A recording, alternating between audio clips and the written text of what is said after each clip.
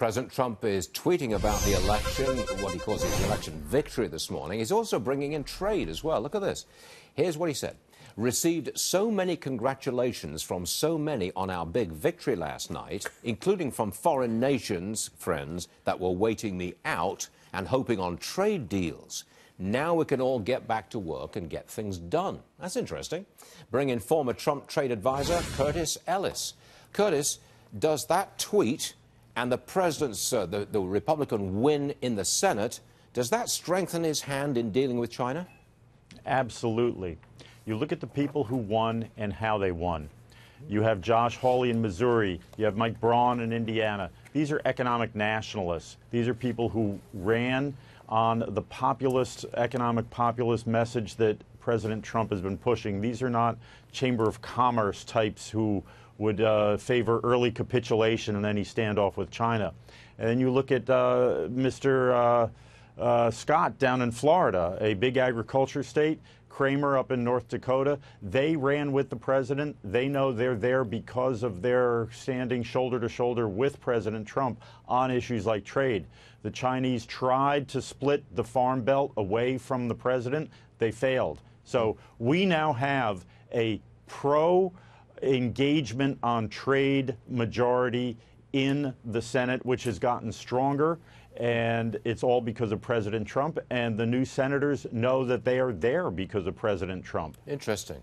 Now, China, I think, was waiting out the midterms to see if the president suffered a big loss, which would enhance their position. It seems like he's certainly made a big win in the Senate.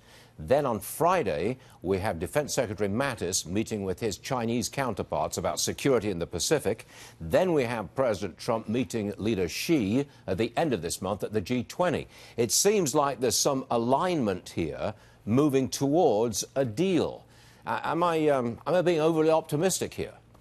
Well, the ball's in China's court. Do they want to stop cheating? Do they want to stop stealing our IP, our intellectual property? Do they want to stop their industrial espionage? Well, Curtis, are they hurting enough? There's the question, isn't it? That is the question. And it's clear that President Trump is not going to let up the pressure. He is not going to let up the pressure, and there's plenty more pressure that can be applied. We saw it last week, the arrest of Chinese spies. There's the Micron technology. We're not going to allow technology sharing to go forward. There's plenty of pressure that can go forward, and I think the message is getting through to President Xi that their attempts to meddle in our elections failed because the Democrat majority in the House is going to be on the side of President Trump on these trade issues. That's a traditional Democratic position, and they don't have a big enough majority that they can now abandon their labor component, the pro-labor constituency in the Democratic Party. They can't abandon that and throw that away by just casting their lot with let's get cozy with China and with the Wall Street interests that want us to do that. Okay, so we'll take that as a positive movement forward. Curtis, thanks again for joining us. Always good stuff. Thank you very much indeed.